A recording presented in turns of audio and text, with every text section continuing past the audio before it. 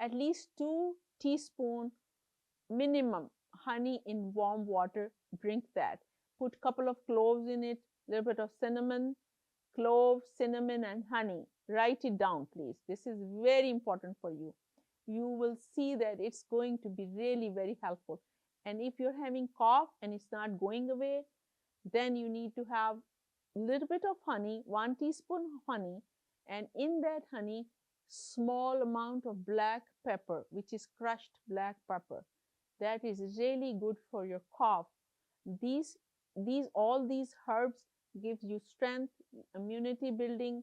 That's really going to protect you